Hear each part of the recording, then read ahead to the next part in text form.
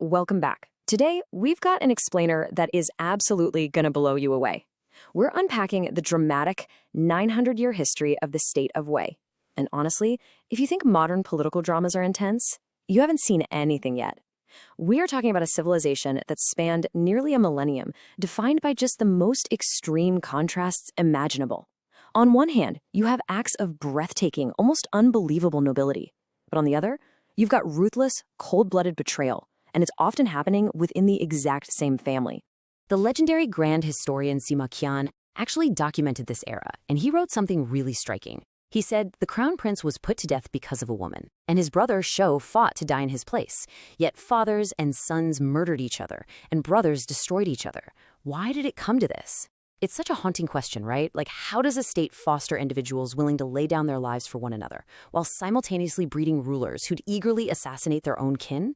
Well, that tragic duality is exactly what we're going to explore. Okay, let's dive right into this. To navigate 9 centuries of dense, bloody history without getting lost, here is our roadmap. 1. Founding the State of Wei. 2. Treachery and stolen brides. 3. The Duke who loved cranes. 4. Exile, restoration, and chaos. 5. The hat of a gentleman. And 6. The slow demise of Wei. Starting off with part 1, founding the State of Wei, the mandate and the warning. So, to really understand Wei, we have to look at the ashes of the dynasty that came before it. Here's how the whole thing kicked off. In 1046 BC, King Wu of Zhou overthrows the famously corrupt Shang dynasty. But, establishing a new dynasty is never a smooth process.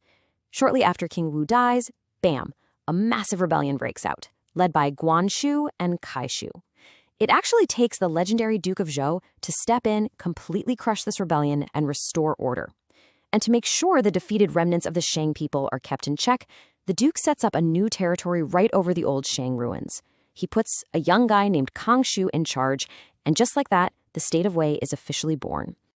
Now, because King Shu was young, the Duke of Zhou gave him some very specific and, honestly, pretty prophetic advice. He warned him, the reason the Shang perished was due to indulgence in wine, and the fault of wine is brought about by women. Therefore, the chaos of the Shang began from this.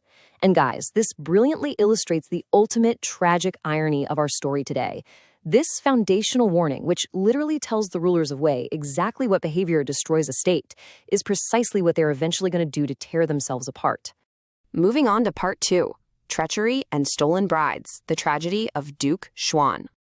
We're fast-forwarding a bit in time to see exactly how completely that warning about indulgence was ignored.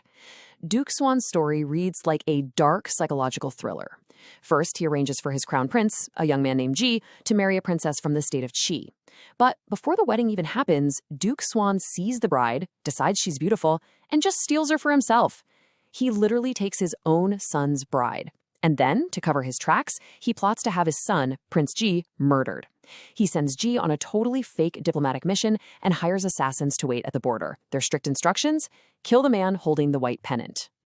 Now, what's really fascinating here is the reaction of Duke Xuan's sons.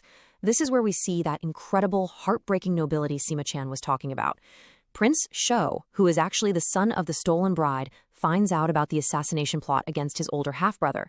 He begs Prince Ji to flee, but Ji straight up refuses, declaring he cannot disobey his father's orders just to save his own life. So what does Prince Shou do? He gets Ji drunk, steals the white pennant, and races to the border himself. The assassins see the pennant and they kill him.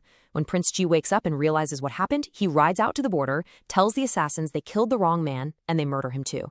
2 brothers, both willingly riding to their deaths out of sheer duty and love, entirely because of their father's depravity.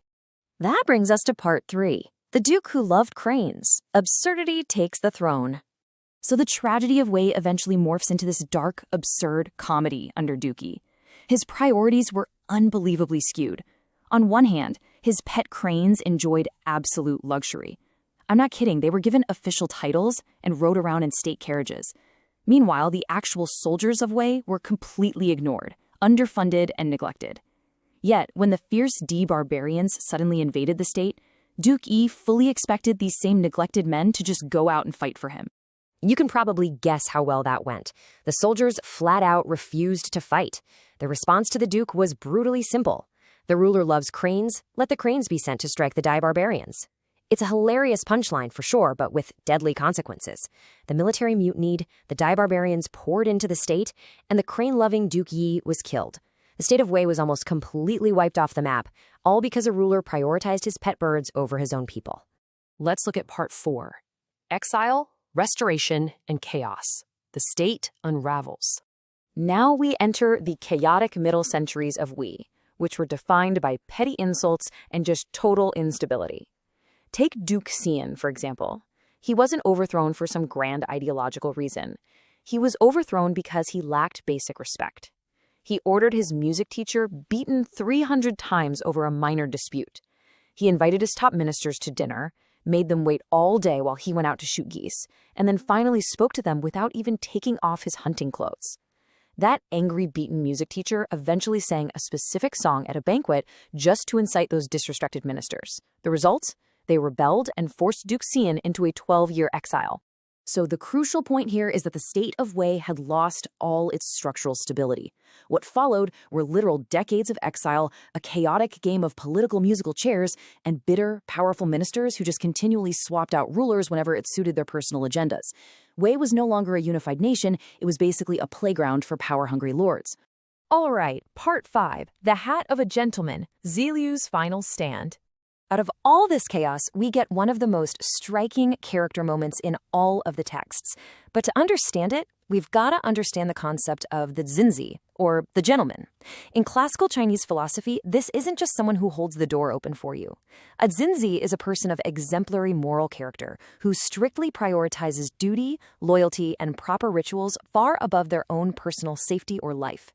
Keep that definition in mind as we look at the actions of a man named Zilu, who was actually one of the top disciples of Confucius.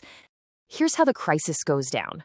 A usurper named Prince Kuai Kui sneaks back into Wei and takes a high-ranking official, Kong Kui, hostage up in a tower. As his servant, Zilu, rushes back to the city, people are fleeing. They're warning him that the city gates are closed and the situation is totally hopeless. But Zilu refuses to abandon his master. He forces his way in. He directly engages the armed usurpers in combat.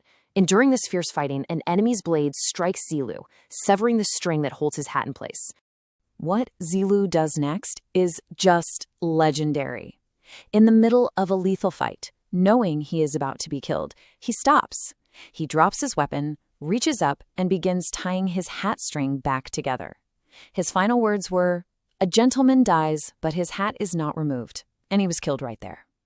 Zilu chose to die with dignity and proper ritual, staying absolutely true to the ideals of the Junzi while surrounded by a state that had completely abandoned all its morals. And finally, part 6, the slow demise of Wei, the final whimper. As you'll see, a state that devours itself from the inside just cannot withstand outside pressures forever.